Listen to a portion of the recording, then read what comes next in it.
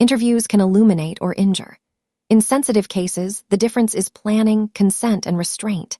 In this episode, Interviewing Without Harm, Questions, Boundaries, and Care, we build a practical method for podcasters, journalists, researchers, and concerned community members to ask well, stop wisely, and publish responsibly.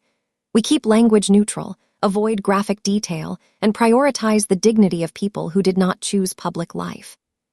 Start with a purpose sentence. Before you contact anyone, write one sentence that answers, what is the legitimate aim of this interview? If your aim is curiosity, pause.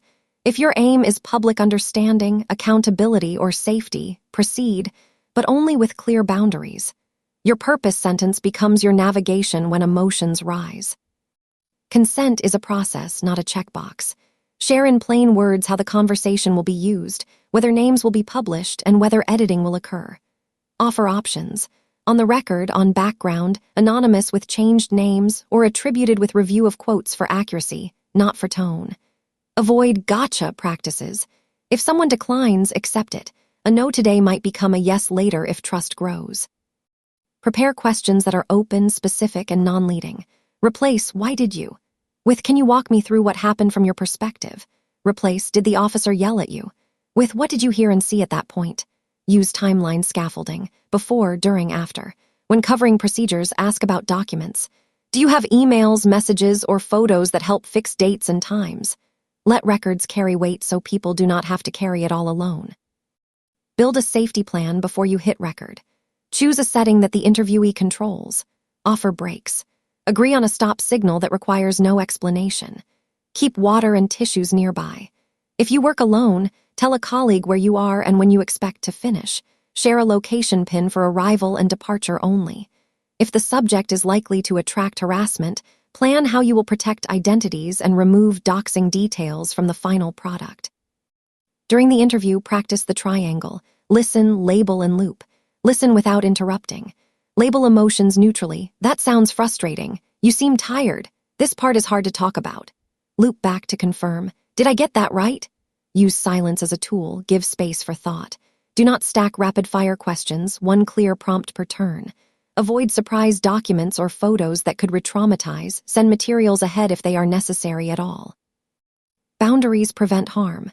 Do not ask for graphic details unless they are essential to a public interest question, and even then summarize rather than elicit sensory descriptions. Do not publish private addresses, children's names, or identifying workplace details of non-public people. When discussing allegations, state status clearly. Alleged, under investigation, charged, or adjudicated. If a claim names a private individual, consider whether you can tell the mechanism without the name. Mechanisms teach, names can harm. Accuracy is care.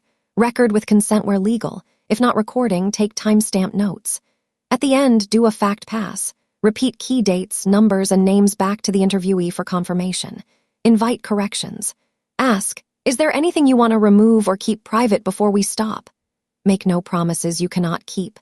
Legal requests and safety issues can change what is possible, but invite preferences and honor them wherever you can.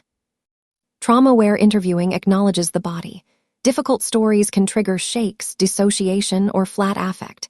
None of these signals deceit, they are adaptive responses. Offer pauses. Ask permission before changing topics abruptly. If someone zones out, ground gently. Would you like a break? Can we put feet on the floor and take a breath together? Never insist that someone retell a moment they have flagged as off-limits. Your episode can live without that detail. A person's health should not pay for your narrative arc. Power dynamics exist even with good intentions. You control the microphone, editing, and distribution. Counter that by offering small controls. Let the interviewee set the pace, stop the recorder anytime, or choose between two publication windows. If you pay expenses or honoraria, disclose terms up front. Avoid gifts that could be interpreted as pressure.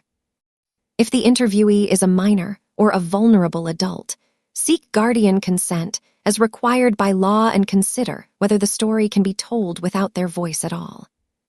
When the interview touches on alleged wrongdoing, fairness means seeking response from those named without amplifying harm. Contact potential respondents through official channels, present the claims succinctly, and offer a reasonable window to reply. If they decline, note that fact neutrally. Do not send raw transcripts that reveal personal contact details. Publish only what advances understanding and meets your standards for verification. After the interview, close with care. Ask the interviewee what support they have for the rest of the day. Provide a short list of local resources if appropriate, counseling lines, victim support, legal aid, without implying diagnosis. Send a thank you note that restates any agreed boundaries. When the piece is ready, give a heads up before publication if possible, especially when telling stories of loss or conflict. This is courtesy, not license for edits, unless you promised quote checks. Editing choices are ethical choices. Remove identifying details that are not essential. Cut leading questions that misframe answers. When in doubt between a vivid anecdote and a safer summary, choose the summary unless public interest clearly favors inclusion. Balance narratives with documents. Where a claim is strong but sensitive, show a date-stamped record rather than a dramatic retelling. If you make a mistake, correct it prominently and quickly. Here is a compact checklist you can save. Purpose sentence written. Consent options offered and chosen. Safety plan set, location controlled. Questions prepared with timelines and documents. Stop signal agreed, recording consent captured. Fact pass done. Boundaries reviewed. Follow-up plan communicated. Corrections and redactions honored. These steps slow you down just enough to protect the person and the story.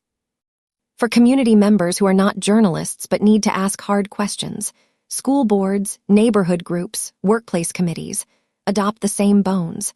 Announce purpose, set rules for respectful turns, avoid nomming private individuals as culprits without documents, and keep meetings focused on policies and timelines. Curiosity is welcome. Accusations without records are not. We close with a steady reminder. Interviews are gifts. Treat them like fragile packages, carried with two hands, opened with care, and shared only as needed. The goal is not to extract, it is to understand. When you ask well, stop wisely, and publish with restraint, you protect people and you build trust, one conversation at a time. Next time, we will look at reading to parse court filings, warrants, and lab reports without jargon, so you can translate documents for your audience with accuracy and calm.